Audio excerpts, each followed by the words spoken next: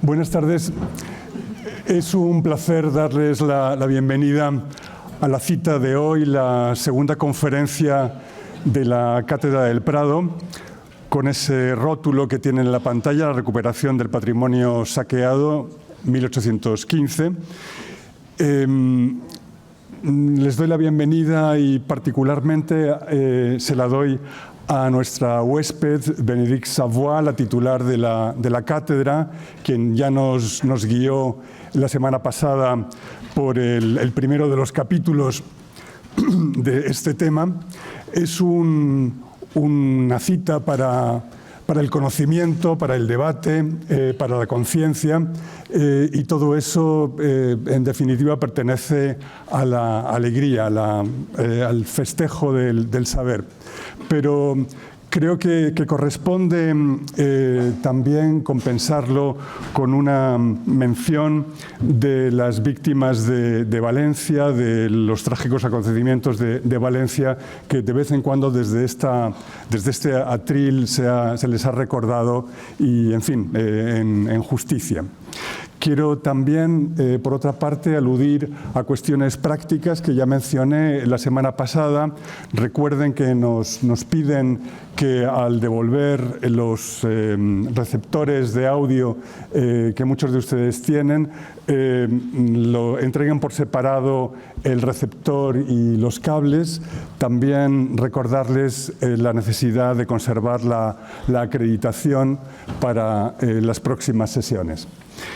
Y en fin, hoy corresponde un tema o un aspecto dentro del tema que nos ocupa particularmente crucial, el derecho y la moral. Cuando hablamos de patrimonio, hablamos de propiedad, el calificativo inviolable acompaña con mucha frecuencia al sustantivo propiedad. Pero está la pregunta abierta de cómo se legitima la propiedad, en virtud de qué derecho, en virtud del derecho de quién, y algo parecido puede decirse en relación a la legitimación moral de esa propiedad o de la violación de esa propiedad.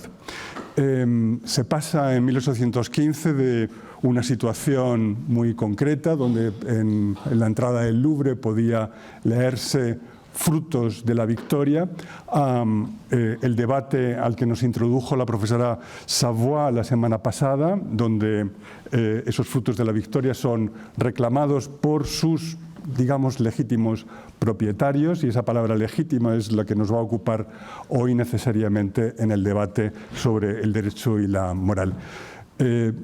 Agradezco una vez más a la profesora Savoy lo que nos aporta y la gentileza de haber aceptado la invitación del Museo del Prado. La escuchamos.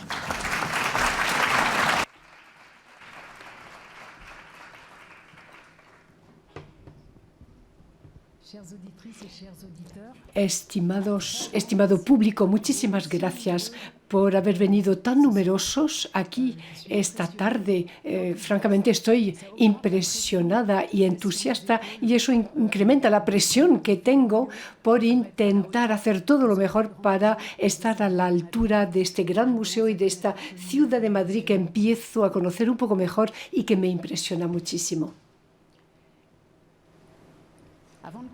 Antes de empezar, me gustaría decir una palabra o dos sobre las experiencias increíbles que tuve entre la semana pasada y esta semana. El director del museo y el equipo del museo me han dado el privilegio de ir a ver una exposición que va a abrir el próximo lunes. He podido ver los preparativos de esta exposición y he visto obras que jamás había visto, de los jamases. Aquí tenemos, por ejemplo, el Santo Tomás del Medio, que me fue familiar enseguida, como si fuera una persona que pudiésemos cruzar en las calles de Berlín. Y podríamos cruzarnos con un hombre así, sin pelo, pero que nos viene de hace muchísimo tiempo, ha cruzado los siglos y nos habla como si acabáramos de hablar con él. Muchas gracias por estas experiencias estéticas y de interacción con obras que viven. Espero que esta exposición tendrá un éxito inmenso porque me parece extraordinaria. La otra experiencia que he tenido, ya que hacía muy buen tiempo, es ir a pasearme en Madrid y en particular en el museo que abrió el año pasado, el Museo de las Colecciones Reales. Siempre es impresionante cuando uno trabaja sobre la historia del museo, ver un museo nuevo. Es como si fuera un recién nacido, no se le conoce y bueno, uno tiene ganas de verle. Y me ha sorprendido al entrar ver cómo en una de las salas había un rinconcito dedicado al tema que nos ocupa, es decir, la guerra y las expoliaciones de bienes culturales. Y este tema, lo he podido ver en otros sitios de Madrid, es un tema bastante presente cuando uno intenta fijarse. Entonces, volvamos a nuestra conversación. Vamos a retomar el hilo de nuestra conversación. La semana pasada nos ocupamos de la idea de recuperar, es decir, una pragmática de las recuperaciones. Nos hemos visto cómo los museos se resisten al deseo de recuperación de los demás. Hemos visto cómo la violencia termina imponiéndose y he recordado la semana pasada hasta qué punto lo que podíamos observar en 1814-15 era importante para entender fenómenos, lobbies, fuerzas dinámicas que todavía hoy en otro contexto, porque no hay que hacer anacronismos, pero hoy todavía podemos entender ciertas cosas. Es como si estos años 1814 y 15 nos daban una matriz de debate, del debate que nos ocupa hoy en contextos distintos, 200 años después. Hay que llevar cuidado de no mezclarlo todo, pero es interesante. La primera sesión se dedicó a una pragmática de las recuperaciones y hoy vamos a hablar de derecho y moral. Vamos a hablar más bien de los temas jurídicos, aunque lo jurídico, lo pragmático, lo filosófico, que veremos la semana que viene, los temas filosóficos relacionados con las colecciones y lo antropológico, cómo unas sociedades se vuelven a conectar con su patrimonio, todo esto está muy imbricado. Por razones de conferencia aquí, veremos cómo todo eso está muy entrelazado. He elegido hablar del derecho hoy, porque quizás sea el tema más austero, más árido, y me ha parecido que nos lo podíamos quitar de encima.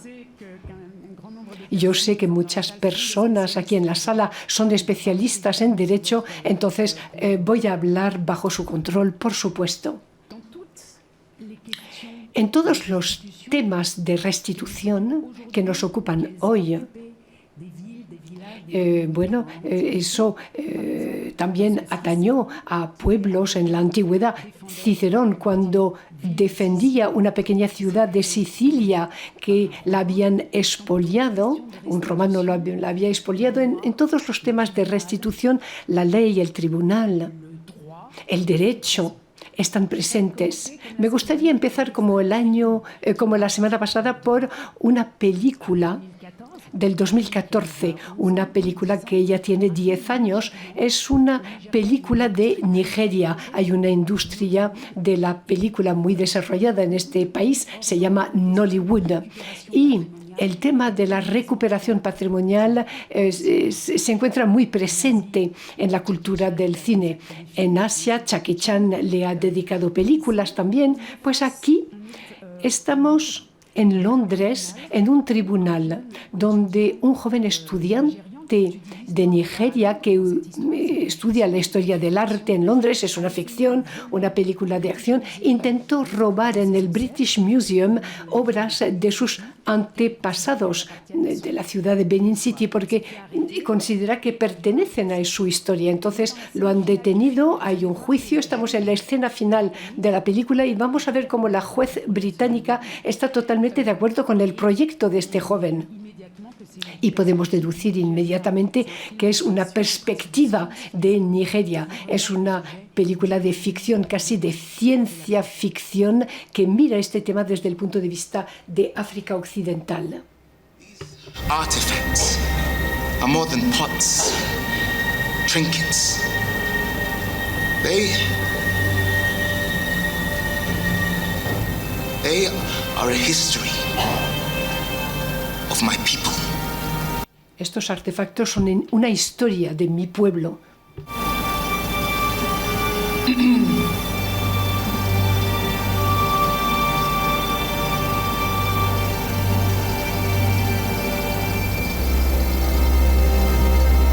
It is my judgment here today that this young man, although misguided, is not guilty of the crime of... Este hombre no es culpable de robo.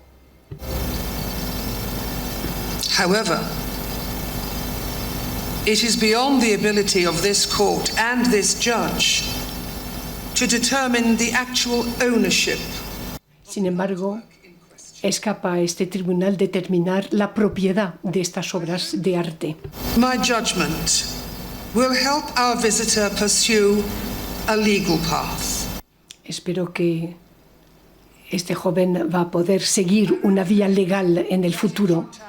The International Court of Justice. Le recomiendo que contacte el Tribunal Internacional de Justicia si alguien le puede ayudar para recuperar estos objetos. Bueno, pues le deseo buena suerte. Voilà, on est en plein dans notre... Bien, estamos en el tema entre el derecho y la moral frente a una juez que considera que un robo, un crimen en un museo no es tan grave y, bueno, le declara no culpable porque si no hubiera tenido que ir a la cárcel y le recomienda pasar al nivel jurídico superior, es decir, el derecho internacional. Para mí, esta escena es muy interesante para sumergirnos en los años 1800, 1814 y 15, porque demuestra cómo el derecho es determinante para decidir lo que es bueno o malo, para determinar la justicia de un acto de recuperación patrimonial, pero lo que nos muestra también es que la jueza es un poco impotente, termina diciendo no le condeno, pero no soy la persona adecuada para solucionar el problema, se tiene que dirigir a otra instancia. Y me parece que esta sesión donde vamos a ver muchos textos no les va a cansar demasiado. En esta película vemos cómo todo ello puede tener sentido en el contexto que nos ocupa. Se trata de una película de Lancelot Audouin-Massouen de 2014, Invasion 1887, donde se habla del hecho de que los ingleses pillaron Benín y su capital. Volvamos 200 años atrás, a una época en que no hay cine, por supuesto, pero hay otros medios populares de transmitir cosas, y en particular las caricaturas. Aquí vemos uno de los grandes caricaturistas de la época napoleónica, en un autorretrato que ha dibujado en un libro. Es el gran comentarista político desde Londres de los acontecimientos napoleónicos. Dedicó varias caricaturas al tema de la recuperación artística. Y evidentemente, ya que es un comentador político, también habló de los temas jurídicos. Entonces me gustaría explorar con ustedes estas dos caricaturas para después entrar en temas un poco más áridos.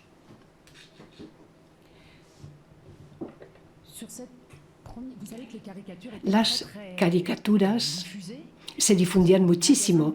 Había tiendas de caricaturas que las exponía en sus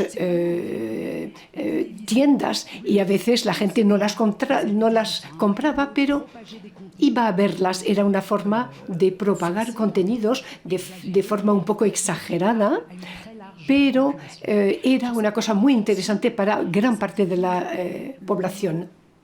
Aquí vemos una caricatura que lleva por título el día siguiente de Waterloo. Esta señora que está en muy mala postura es Francia, Francia que está siendo maltratada por distintos hombres que son los representantes de las potencias aliadas. Una la está atando al suelo con clavos, otro con su escopeta le pone los borbones en la boca, es decir, le obliga a volver a ser una monarquía cuando el imperio antes de ser imperio había sido república, entonces se le obliga a dejar de lado esta forma de poder. Y vemos detrás de esta caricatura soldados que se alejan con los cuadros del Louvre y también otros objetos tomados como prestados, que son estatuas. En la misma caricatura, y eso me interesa mucho, arriba a la izquierda tenemos una representación, una viñeta que representa el Louvre boca abajo. Se ve el tejado que está en el suelo y la puerta de entrada que está hacia arriba. Hay un grupo de franceses que se preocupa, bueno, pueden ser también extranjeros u observadores que se preocupan por esta situación. Y un panel al lado del Louvre indica que una de las consecuencias de las restituciones del hecho de que el Louvre ya está vacío de pinturas y otras cosas, pues se informa al público que este sitio se va a convertir en cárcel y se pide a unos artistas que hagan unas propuestas arquitectónicas para poder transformar este edificio en una cárcel. Y dice, España ha propuesto dar instrumentos apropiados. Así que este lugar, con la ayuda de España, se va a convertir en un lugar de tortura, en una cárcel. Y seguramente han oído esta metáfora de del museo como cárcel para obras de arte que no pueden vivir. Pues aquí tenemos una referencia a ello y también tenemos una referencia al derecho, a la ley, a la justicia, ya que un museo se podría convertir en un sitio de ejecución, inclusive física, de una cierta justicia.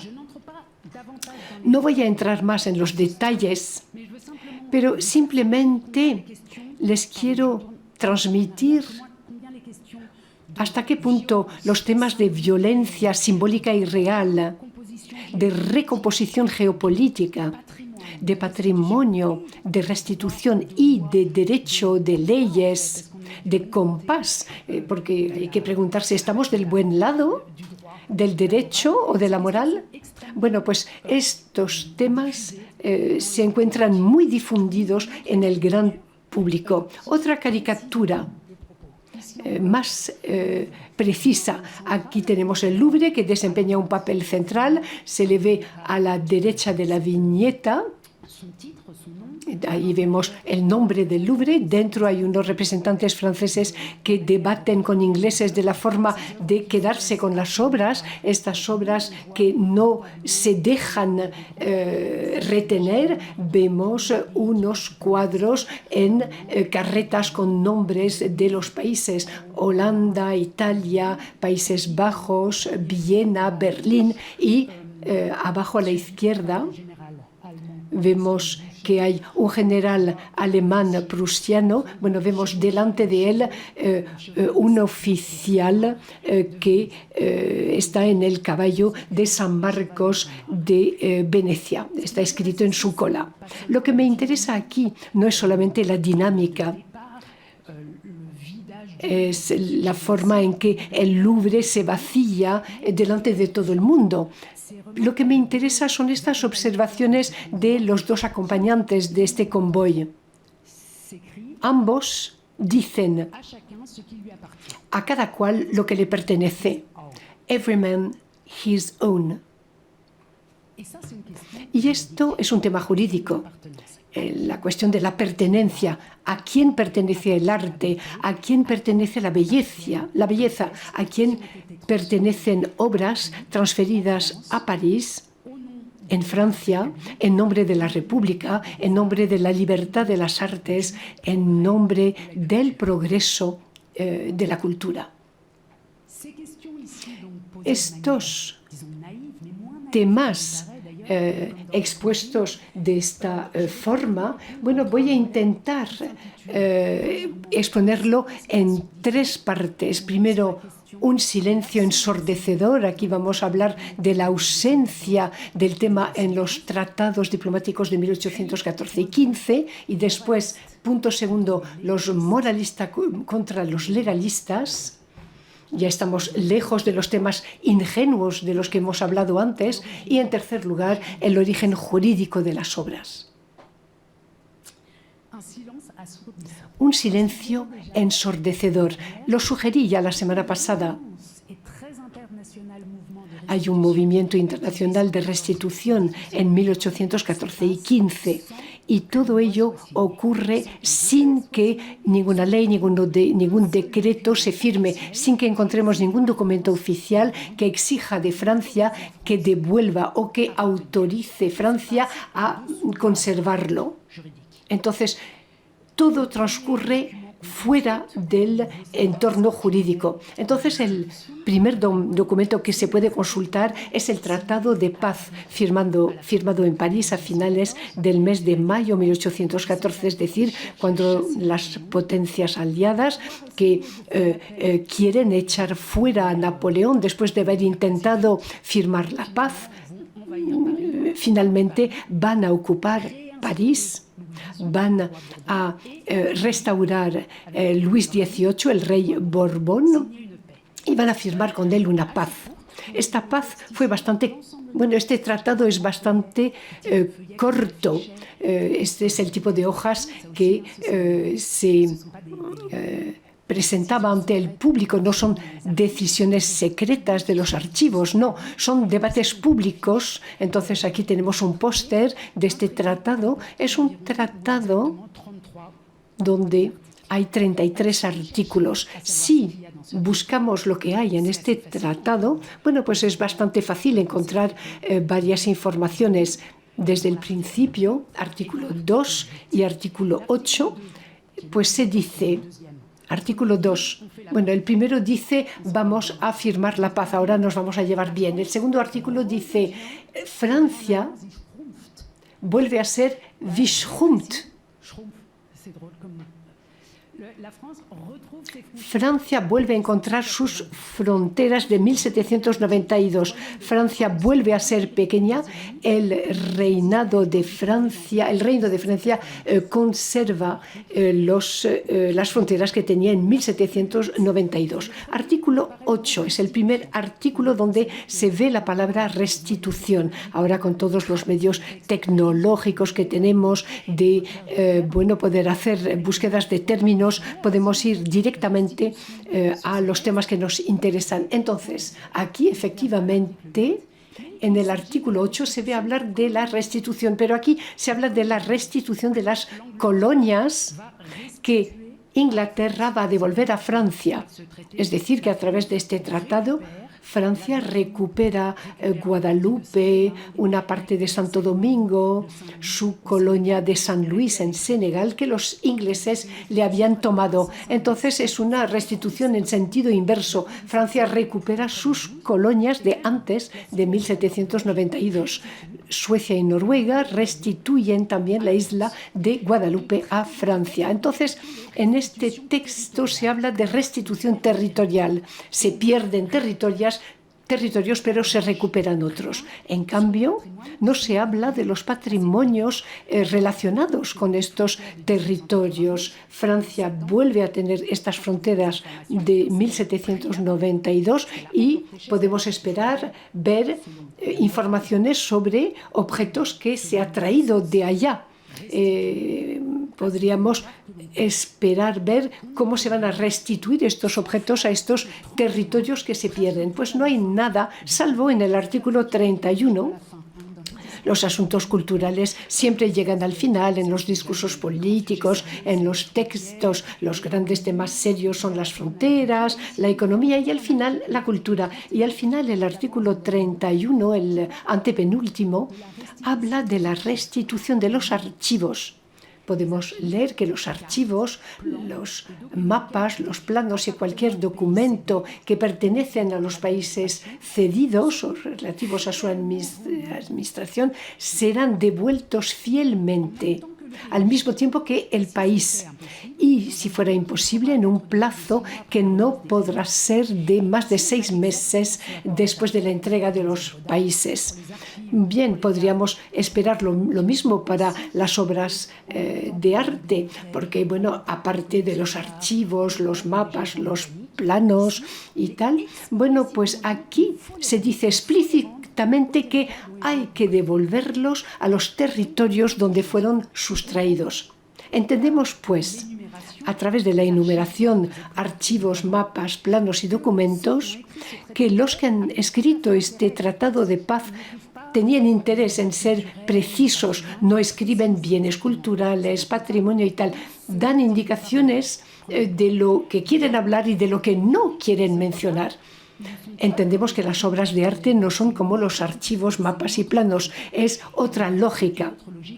Y efectivamente es otra lógica jurídica, ya que los archivos, mapas y planos permiten demostrar títulos de propiedad. Los archivos tienen otro estatuto jurídico que las colecciones de obras de arte. Para los archivos, mapas, planos y documentos, esta categoría jurídica es tal que obliga a tomarlos en cuenta en el tratado, pero para el patrimonio artístico la cosa no queda tan clara. Quiero recordar algo.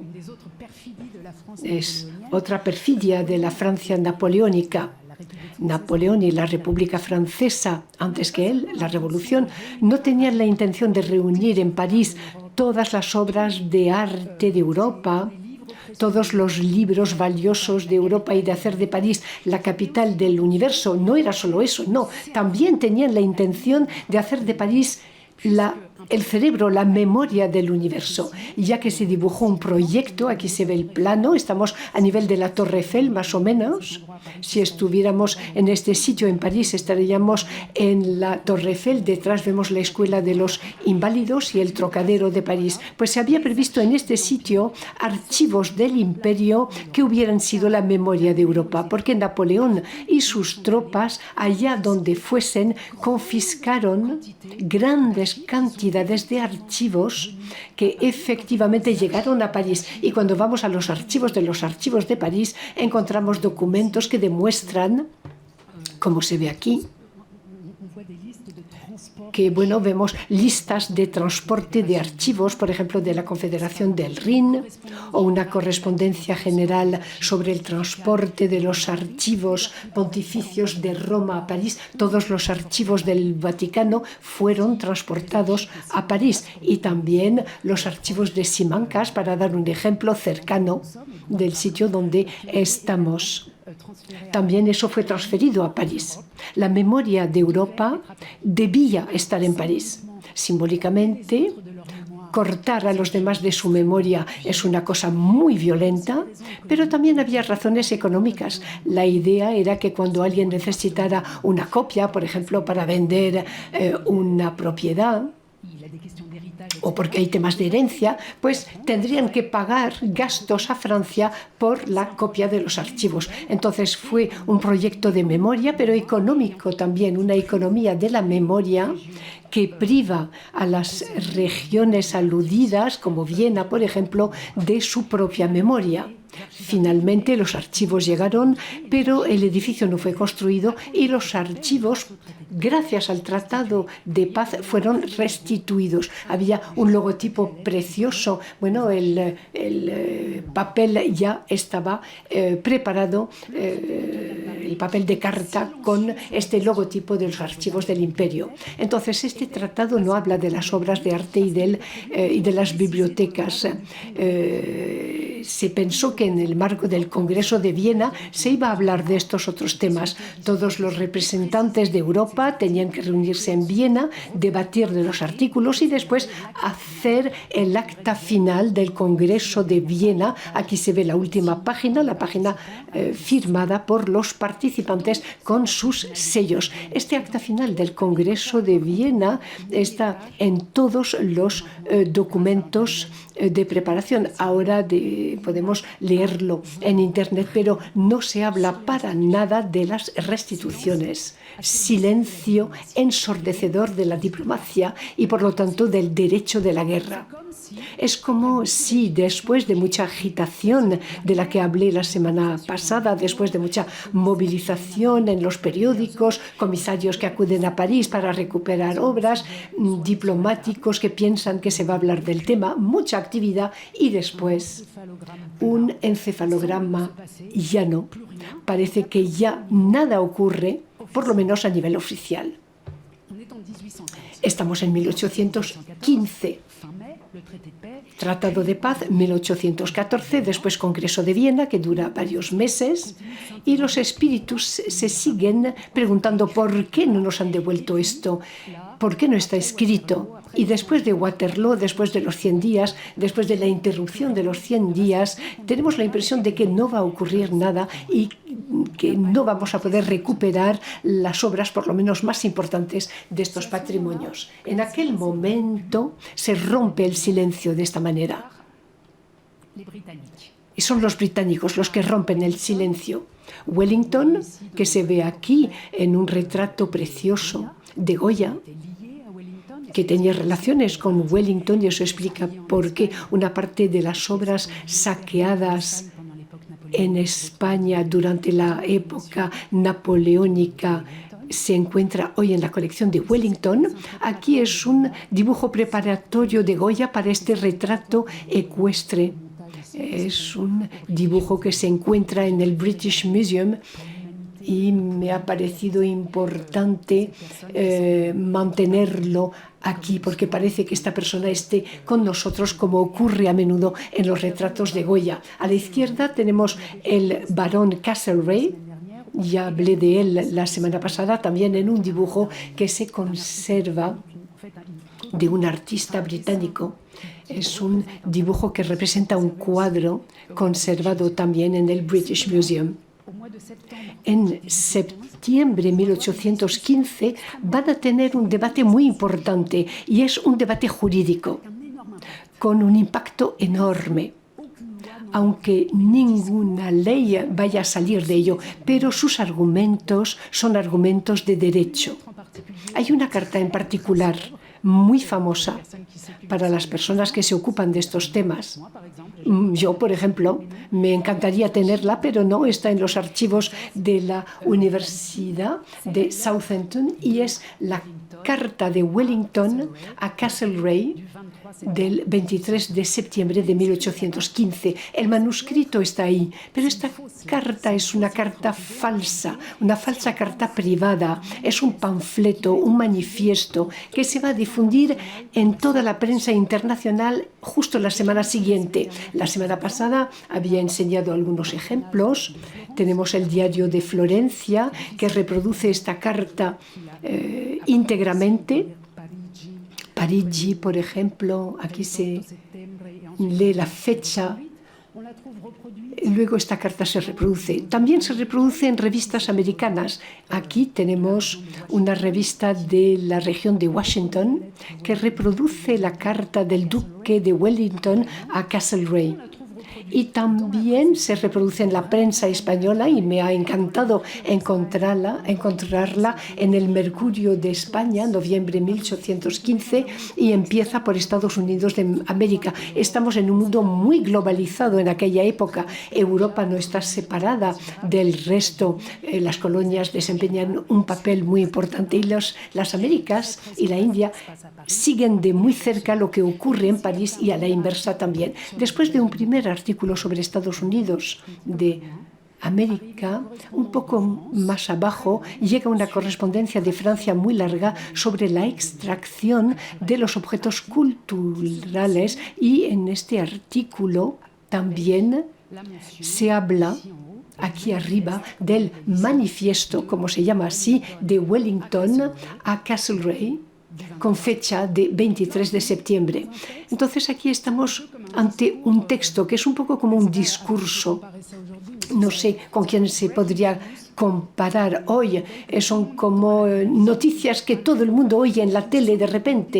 Parece que la opinión pública internacional en todos los idiomas haya sido informada de la existencia de este texto que se reproduce aquí íntegramente a lo largo de varias páginas. No vamos a leerlo, lo leeremos mañana con el grupo del seminario con el cual trabajo el viernes. Les saludo y ha sido para mí un inmenso placer ejercer su inteligencia e interactuar con ustedes la semana pasada.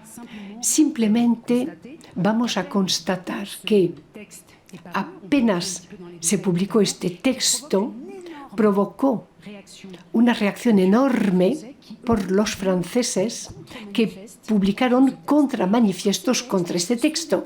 Y todos estos textos navegan entre el derecho y la moral. No dan argumentos en términos culturales. Son temas de los que hablaremos la semana que viene, como el universalismo. No, hablan más bien en términos de tratados, moral, derecho, fijación por escrito de reglas para la comunidad internacional. Les enseño 3 respuestas anónimas. Vemos que los franceses en la primera restauración no quieren mojarse, llevan cuidado, y eso explica por qué se dice un francés ha dicho que tal o que cual. Un francés se dirige a Lord Wellington, observación de un francés sobre la retirada de las obras de arte del Muséum de Paillerie en respuesta a la carta de Wellington, o también consideraciones sobre la carta del duque de Wellington, y este contesta a las observaciones. Esta carta, esta declaración internacional, al final, suscita un juego de dominós donde muchos anónimos y especialistas del tema de la época se posicionan. ¿Cuáles son estas posiciones? ¿De qué hablan? ¿Qué es lo que les pone nerviosos? Vamos a volver a la carta en sí. Aquí tenemos una traducción contemporánea en español y la versión francesa. Y en esta carta de 3 o 4 páginas de periódico dice: los mismos sentimientos que hacen que el pueblo francés desee conservar los cuadros y las estatuas de otras naciones deberían hacer que las otras naciones, ahora que la victoria está de su lado, deseen ver restituir estos objetos a sus legítimos propietarios. Se dice esto de forma compleja, pero el mensaje es: de la misma manera que los franceses quieren conservar lo que han cogido cuando eran los vencedores, pues ahora los que son los vencedores legítimamente deben tener ganas de recuperar todo eso. El término de restitución, de legitimidad, se conecta aquí con el término de deseo. Aquí estamos entre las dos cosas, entre un deseo, una aspiración, algo que depende de la justicia, y después la legitimidad y el derecho. Y la propiedad es un antiguo término jurídico. Entonces, dice también, se desea por la felicidad de Francia y del mundo, que se le haga sentir que, por muy importantes que hayan sido sus ventajas parciales y temporales sobre una o varias potencias de Europa, el día de la restitución debe llegar por fin. Aquí hay que dar una lección de moral a Francia para que entienda que exageró en Europa, que hizo que los europeos sufriesen demasiado, y al restituir, pues va a pagar el precio de la restitución el día de la restitución. Por lo tanto, de alguna manera se va a excusar. Sería una forma de reparar los problemas del mundo, las desgracias del mundo. Aquí se habla de felicidad. Es interesante, en un texto jurídico es bastante típico de la época.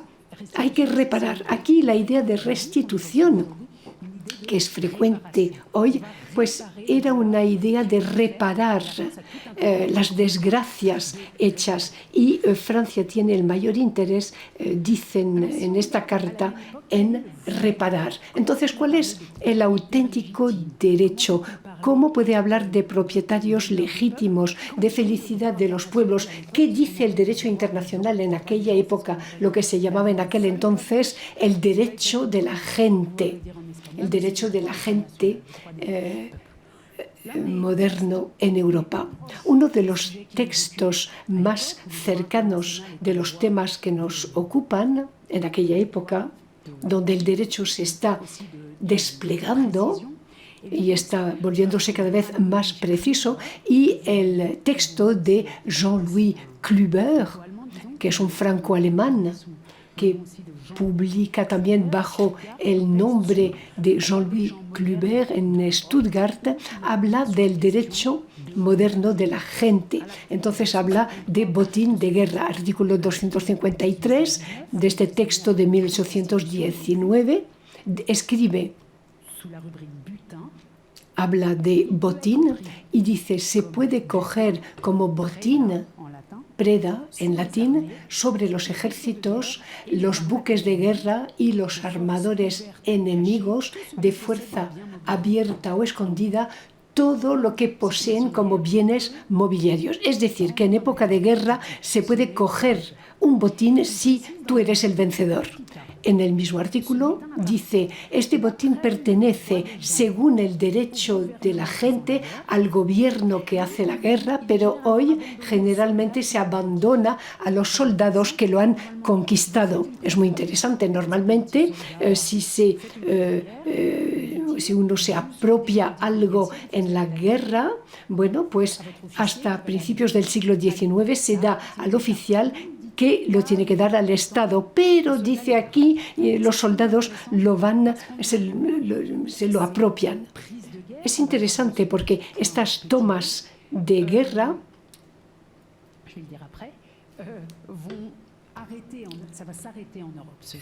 bueno, pues en Europa esta forma de proceder terminará, pero se va a exportar fuera de Europa. Punto B. Hoy los monumentos públicos, los objetos literarios y de las bellas artes, es decir, las bibliotecas y los museos, el mobiliario en los castillos, edificios y jardines que pertenecen al soberano o a su familia, así que las cosas religiosas que sirven para el culto normalmente ni se destruyen ni se maltratan. Es un punto muy interesante que nos dice: hoy, en nuestra época, normalmente no hay que coger las bibliotecas, no hay que coger los museos y no se atacan los bienes de la Iglesia. Es tabú. La cultura no hay que tocarla, es lo que dice aquí. Y efectivamente, desde el siglo XVII en Europa, antes de que la Revolución Francesa y Napoleón vuelvan a poner esta práctica al día, no se tocaban los bienes culturales en Europa. Se cogían armas, archivos, pero se dejaban las colecciones de los demás, no se las tocaba. Napoleón reactiva esto y después de 1815, cuando Kluber escribe su texto, se decide que ya se ha terminado, ya no hay que volver a hacerlo en Europa. Y se entiende perfectamente que este hoy que figura aquí es a partir de ahora. Se dice: a partir de ahora ya no se pueden tocar los objetos de culto. Pero como lo pueden ver y como lo han oído cuando lo he leído, no es muy explícito, no es una ley, es más bien un espíritu europeo en general, que los europeos van a aplicarse a sí mismos. La carta de Wellington que hemos leído antes contestaba o seguía una nota de la que hablé la semana pasada, que nos muestra otro aspecto de esta gestión del tema en 1815, la gestión parajúdica. Era el tema de Castlereagh. Se decía que las cosas, si están en los museos franceses, mientras se queden en los museos franceses, Francia no va a poder reconciliarse con los territorios que ha perdido. Y al final de su texto dice, hace una propuesta. Dice, ¿cómo podríamos solucionar el tema de las restituciones aunque no tengamos ley, aunque no tengamos un derecho? El principio de la propiedad regulada sobre los derechos de los territorios donde se han quitado estas obras de arte es la guía más segura hacia la justicia. Para él, la única forma de ser recto y de responder a estas cuestiones es devolver estas cosas ya no donde fueron creadas, sino donde se han cogido. Es una distinción muy importante. Los museos alemanes no tienen mucho arte alemán. Todo lo que se ha cogido en aquella época es arte más bien italiano o flamenco. Entonces hay que devolver donde se quitó, no donde se creó. Es la forma más segura, dice, de rendir justicia. Lo que viene de un sitio hay que devolverlo a este sitio cuando se ha perdido. Y no hay nada que pueda contribuir más a tranquilizar el espíritu público de Europa hoy que un homenaje rendido al rey de Francia a un principio de virtud, conciliación y paz. Aquí volvemos a la moral. Hay que devolver a los territorios lo que se ha cogido y para ello, y gracias a ello, podemos de verdad contar con la paz.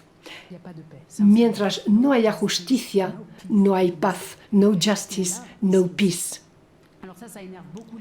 Eso pone muy nervioso a los franceses, no voy a insistir demasiado en ello, pero me gustaría ver el texto de este señor anónimo, lo he puesto de espalda porque no sabemos quién es. Se queja mucho de que las palabras de justicia, derecho, posesión legal, restitución en el texto de Wellington dice que se utiliza mal, se entiende mal y que Wellington no piensa como buen jurista, al contrario de este anónimo que nos va a explicar cómo concibe esta cosa en 1815 en París. Todos estos textos se pueden consultar en Internet y merece la pena verlo. Nos dice que el Museo de París nos explica y después desarrollará las ideas, dice que el Museo de París fue, 1, el fruto de la victoria, es decir, un trofeo de guerra, 2, de intercambios legítimos, algunos estados han intercambiado obras con Francia, 3, de tesoros prodigados, de regalos diplomáticos, por ejemplo. El rey de España ofrece, por ejemplo, cuadros a Francia, en fin, se considera como regalos, de compensaciones pacíficas, hemos cogido esto, les vamos a dar lo otro, y de posesiones nacionales concedidos por tratados, por capitulaciones, debía ser necesariamente la propiedad más inviolable. Entonces aquí hace una tipología de dónde vienen estas obras de arte. Y subraya que esto se dio a Francia o bien de forma legítima, con el consentimiento del otro, dice que ha habido consentimiento y por otra parte dice que no solo hubo consentimiento, sino también tratados de paz que estipulan que, por ejemplo, el Papa tiene que devolver muchas cosas. Entonces, el museo es un cóctel de obras que han venido a través del derecho de la guerra, los intercambios, los regalos, las compensaciones y los tratados, con lo cual solo unos tratados pueden deshacer tratados ya existentes. Entonces vuelve a su texto y habla de los pocos tratados que habían firmado para la salida de las obras. No hay tantos tratados, lo veremos después, para él y para los demás, que son los legalistas, los primeros o más bien los moralistas, y después los legalistas dicen, tenemos tratados, para deshacer un tratado se necesita un nuevo tratado. Si el Tratado de París no dice nada, si el Congreso de Viena no ha dicho nada, todo eso nos pertenece. Pues hay un único tratado realmente importante en toda la historia de expoliación de la Revolución Francesa y del Imperio, y es el Tratado de Tolentino, que se ve aquí representado en una litografía un poco ulterior, años 1820. Se ve el Papa en medio, que sujeta el Tratado de Tolentino, lo sujeta de forma un poco rara.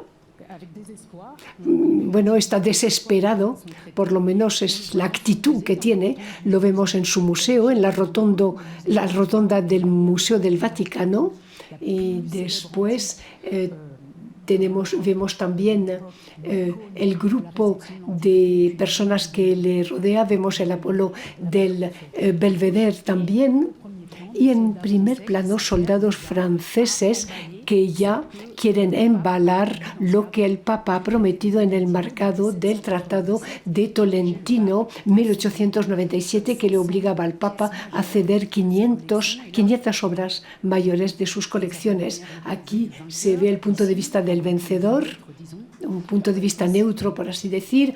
Aquí tenemos un detalle de un jarrón de porcelana de Sèvres y la llegada en carretas. Hay personas que tienen rollos manuscritos. Esta obra es de 1814 y luego...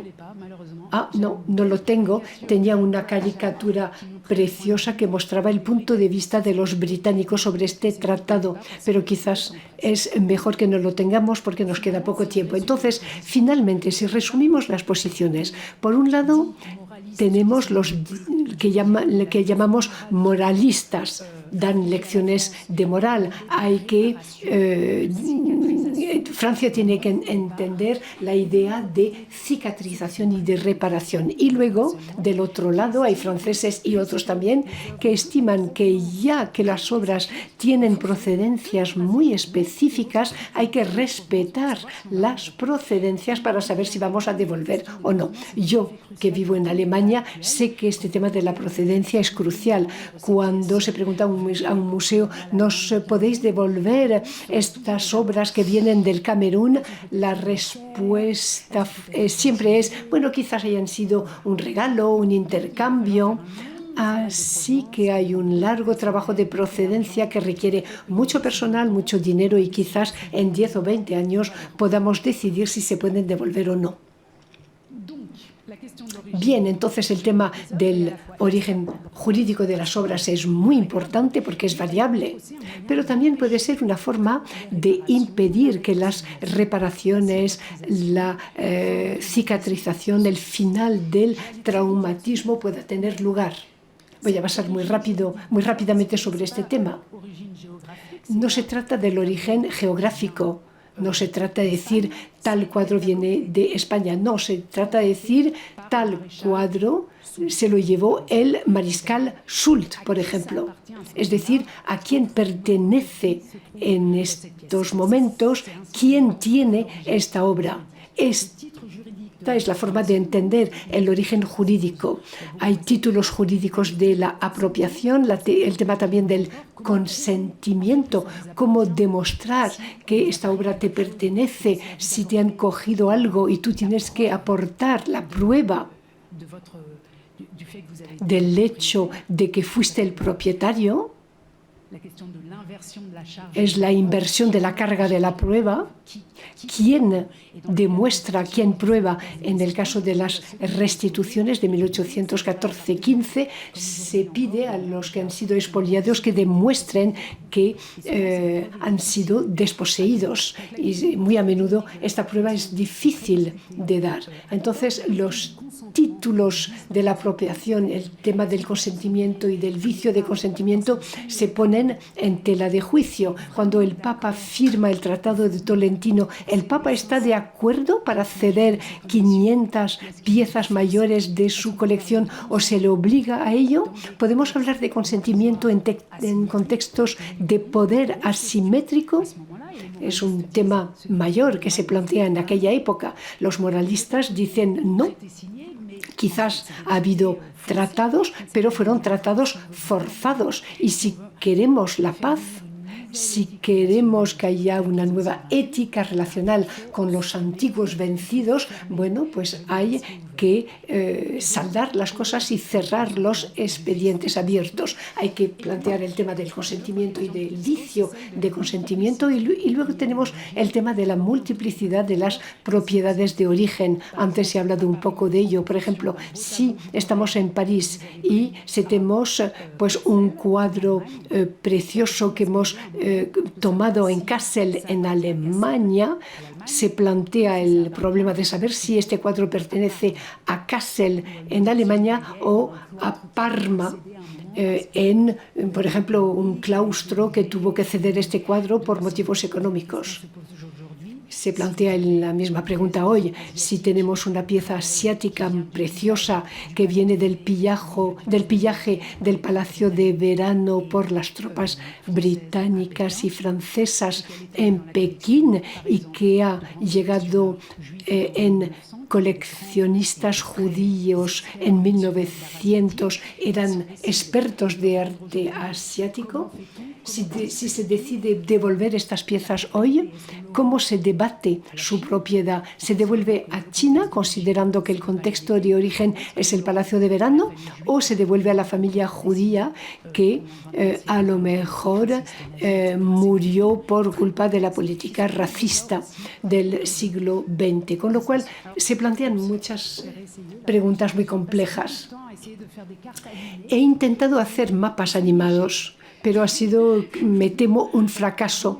Así que les pido su indulgencia. Pero este mapa, bueno, aquí tenemos Francia, nos muestra la evolución de las fronteras de Francia entre la Revolución y 1795 en un primer momento. Y después esta evolución se debe a conquistas de guerra y después momentos de integración administrativa. Cuando un territorio ha sido conquistado, se convierte en una provincia francesa. Y en estas circunstancias hay distintos tipos de expoliación que conllevan distintos tipos de estatuto jurídico de las obras. Lo que se coge en la batalla, la obra donde todavía hay sangre, no tiene el mismo estatuto que la obra que se podría coger en Colonia, que se ha convertido en una provincia francesa. Entonces simplemente se traslada algo a París.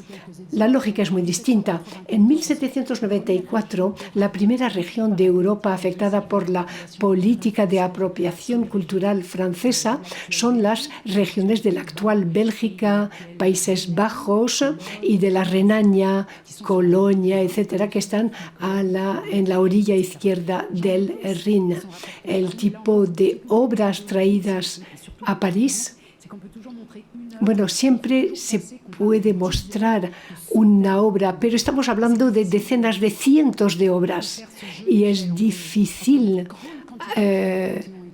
hablar o presentar todas estas obras desplazadas. Entonces aquí voy a mostrar simplemente algunas obras. Ese es el martirio de San Pedro de Rubens que ya habíamos visto la semana pasada. Se cogió en la iglesia de Colonia para la cual se había pintado. En esta primera gran fase de expoliación, en tiempos de guerra, pues salen obras como esta, grandes cuadros de altares que vienen de Amberes, por ejemplo, estos Rubens muy grandes. Luego tenemos los 4 paneles centrales del Cordero Místico de Gante, que llegan a París, pero también elementos enteros de arquitectura, columnas que interesan mucho a los comisarios franceses en aquella época. Y después animales vivos, como una pareja de elefantes, por ejemplo, que llega de los actuales Países Bajos, que llegan andando, que habían sido cautivados en Ceilán, en el actual Sri Lanka, y que se habían trasladado a los Países Bajos y luego se les traslada a París. Este se llama Parki, es la hembra Después de su muerte fue disecada y anatomizada y hoy se encuentra en las reservas del Museo de Historia Natural de París. Aquí está en el Museo de Orsay. Hace unos años se expuso de forma excepcional. Así que tenemos objetos muy variados, tomados en circunstancias muy distintas, de guerra y administrativas también. Y al principio ha habido un cierto caos en la forma de coger estas obras. Entonces, demostrar que uno es propietario, entender lo que se ha perdido incluso, es algo muy difícil. Cuidado, segundo mapa es el que hace explotar siempre mi ordenador, por lo menos desde esta mañana. Durante estos años, entre 1795 y 99, todo eso transcurre durante guerras de coalición. Hay 6 guerras, es bastante complejo seguir todo eso, pero Francia prosigue con su expansión territorial. Todavía no estamos en el periodo del imperio. La segunda ola de obras cogidas, bueno, pues tendrá lugar en torno a Roma, Bolonia, en Italia del Norte. Luego está el Tratado de Tolentino, del que hemos hablado. Aquí estamos en un marco muy distinto, estamos en un marco de conquista territorial, pero la cosa queda fijada por un tratado de paz, lo que no había sido el caso en otras regiones. Y entonces las colecciones del Papa salen de Roma, los grandes iconos del arte, grandes cuadros de Rafael, del Correggio, Santa Cecilia de Rafael, que vemos aquí, La Noche del Correggio, y también, por ejemplo, muchísimos manuscritos de Leonardo da Vinci, por ejemplo, que vienen de Milán y se siguen conservando en el Instituto de Francia, en el centro de París. De ahí he sacado esta foto. Y por supuesto, en 1797 es la obra más conocida de todas las desplazadas en la Revolución y el Imperio, las bodas de Cana de Veronés. Entonces tenemos varias circunstancias, varios estatutos jurídicos sobre la posesión y también tenemos distintos tipos de propietarios. Algunos tienen colecciones, como el Papa, que tiene un museo público en Roma, y por otra parte también hay conventos, algunos de ellos van a ser destruidos, algunos van a ser pillados, otros transformados en lugares públicos. Y aquí tenemos un cuadro pintado para la pared del convento San Giorgio Maggiore en Venecia, en una isla cerca de Venecia.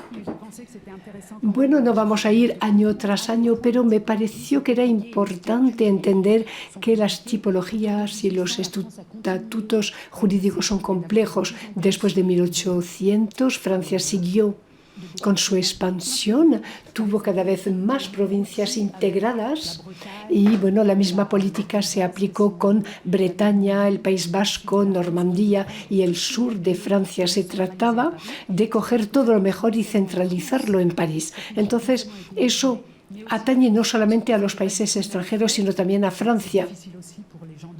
También es difícil para la gente de Lyon, Grenoble, Marsella, pero no es lo mismo contribuir a un esfuerzo nacional que contribuir al esfuerzo nacional del vencedor, aunque el vencedor le considere como un francés. Son manuscritos muy valiosos que llegan de regiones de Coblanza, por ejemplo, que se convierten en provincias francesas en 1800. Todo eso se centraliza en París. Luego hay expediciones en Baviera que permiten traer la batalla de Alejandro de Eitorfer, que se presenta hoy en la Pinacoteca de Múnich y, según una leyenda, terminó en el cuarto de baño de Napoleón en Saint-Cloud. Otros dicen que no tenía cuarto de baño.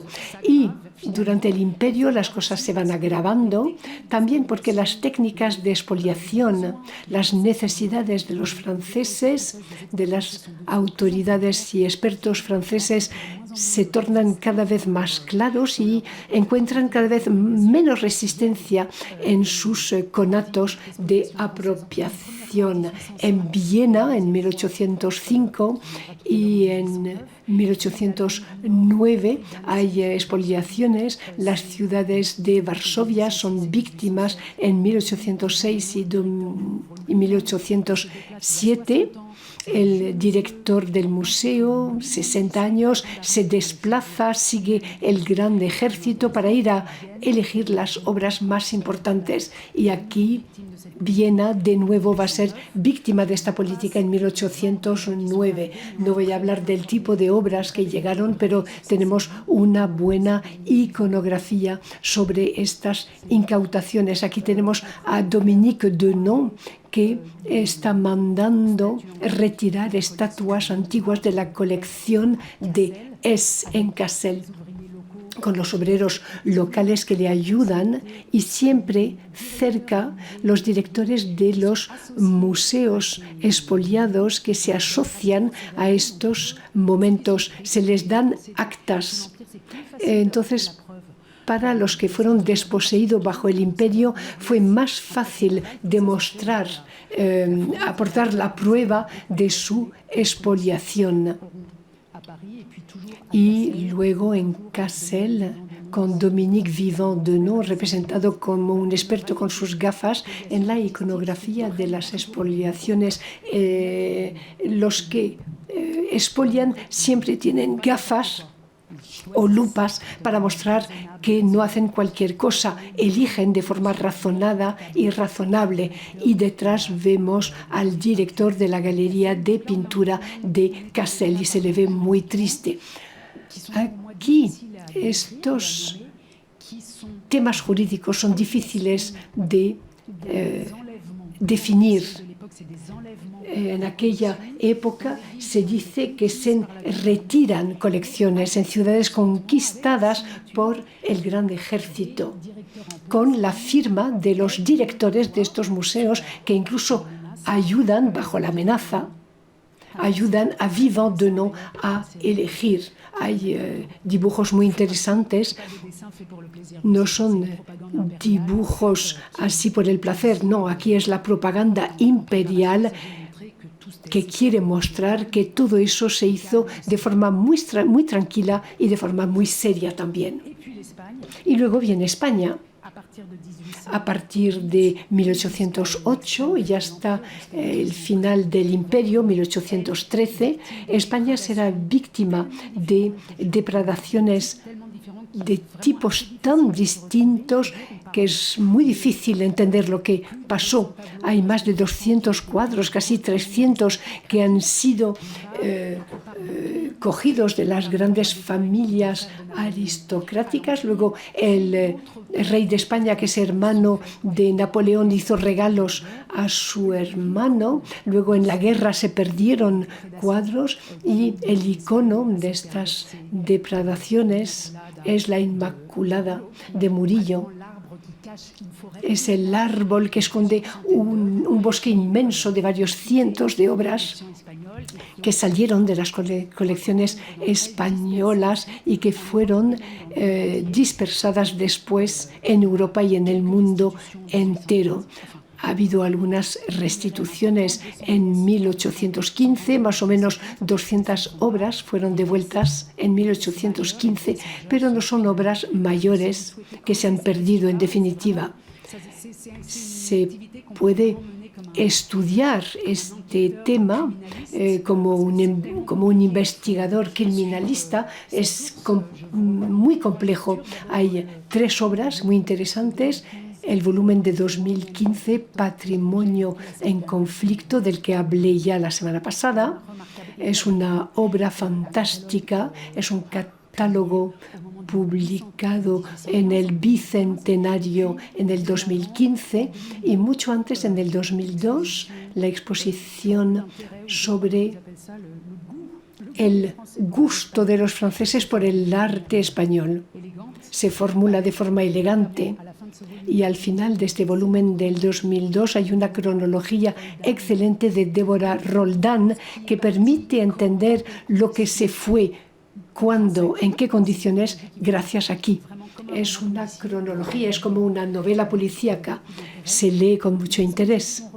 Hay una exposición fantástica y muy importante aquí en el Prado en el 2008 sobre Goya y la guerra, con el artículo de José Manuel de la Mano, que consiguió entender y fue el primero en entender cuáles eran los 50 cuadros del mariscal Soult y publicó la lista entera de las procedencias. Y luego, en la última obra que enseño aquí, son obras para empezar. Después hay muchísimos artículos para profundizar más sobre el tema. Aquí tenemos un artículo sobre el papel de la Real Academia de Bellas Artes de Madrid para recuperar lo que había extraído, cogido José I. Y última etapa, a partir de 1812-13, al final del todo, cuando Napoleón ha sido vencido en Rusia, cuando su ejército se congela en Moscú, Dominique Vivant-Denon va a la Toscana para elegir pintores que se llaman primitivos en aquella época, es decir, los anteriores a la época de Rafael, los primerísimos, que empiezan a interesar los historiadores del arte y vienen de provincias francesas, así que nadie puede quejarse. Es la centralización habitual. Casi he terminado. Me gustaría volver, después de haber oído esta gran diversidad de tipo de apropiación, de título de propiedad, de dificultad para probar la propiedad. Vuelvo sobre lo que proponía Castlereagh en 1815, que decía que un principio de propiedad regulada sobre los territorios de donde vienen las obras de arte es la sola vía hacia la justicia. Si empezamos a desplegar todos los detalles de procedencias para entender cuál ha sido la calidad específica de la donación o de la compensación, nunca llegaremos a nada. Lo más justo, lo más sencillo también es simplemente ver que en el contexto de poderes asimétricos salió y devolverlo al territorio una vez que estos territorios recobran su soberanía. Sin anacronismo, con mi colega, el profesor Felwinsar, como cuando hemos escrito el informe para Emmanuel Macron, lo que dijimos es que si había solicitudes, no hemos propuesto restituirlo todo y vaciar los museos franceses. Sería una caricatura decir esto, pero he dicho que si había demandas, sería bueno contestar más bien sí que más bien no. Es una forma de decir que es muy complicado. Quizás hay títulos de propiedad, pero cuando las relaciones de poder fueron tan asimétricas, si una comunidad desea recuperar algo y si esta comunidad es soberana, digamos más bien sí que no. Sin saberlo, en aquella época, más bien estaba del lado de los moralistas.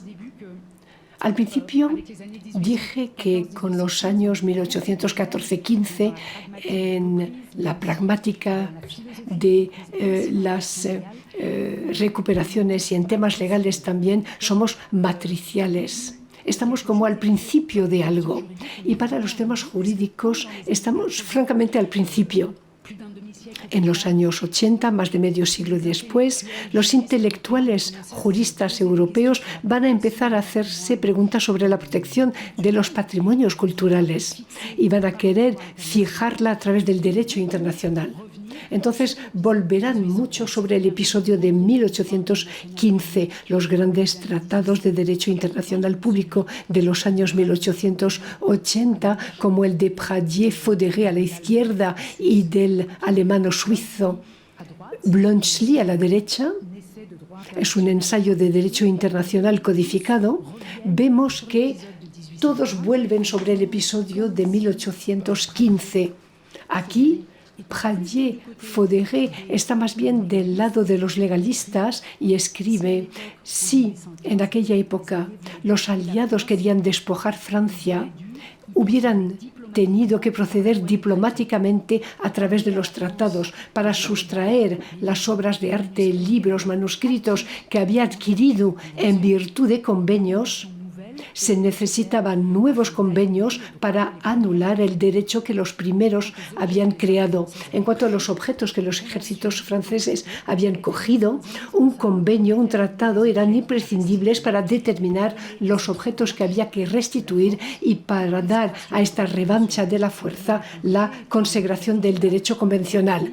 Bueno, dice que si los aliados en aquella época, cuando los aliados obligaron a Francia a devolver todo, hubieran tenido que escribir tratados, lo hubieran tenido que hacer de forma diplomática, y el hecho de que no lo hubiesen hecho hace que esta restitución es un escándalo y una herida que habría que reparar.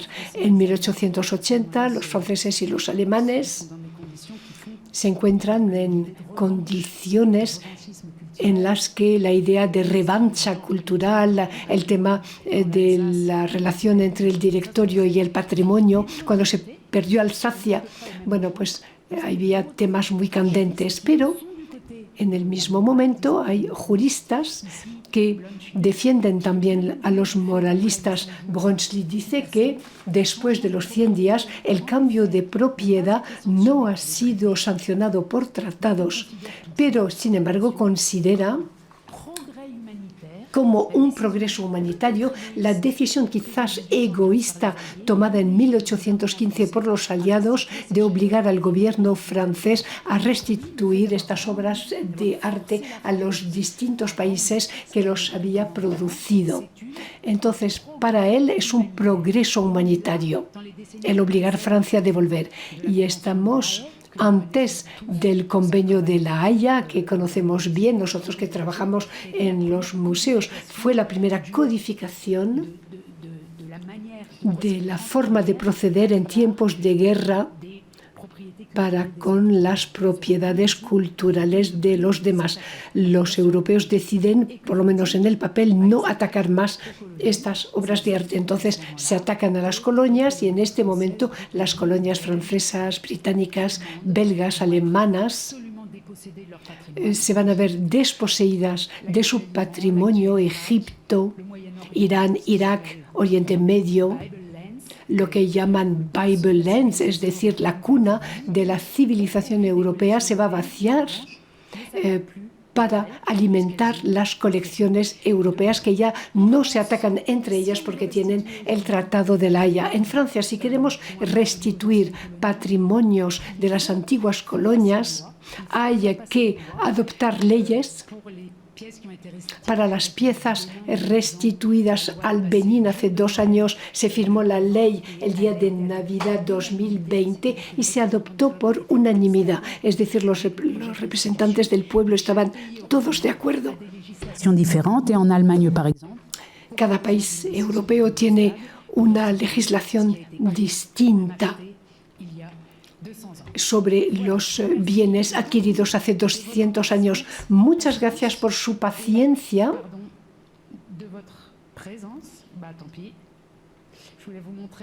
Les quería enseñar lo que vamos a hacer el jueves que viene. El jueves que viene vamos a hablar de un tema más cultural, más intelectual también, más emocional: la utilidad de los museos. ¿Para quién? ¿Por qué? ¿Y para cuánto tiempo? Muchas gracias.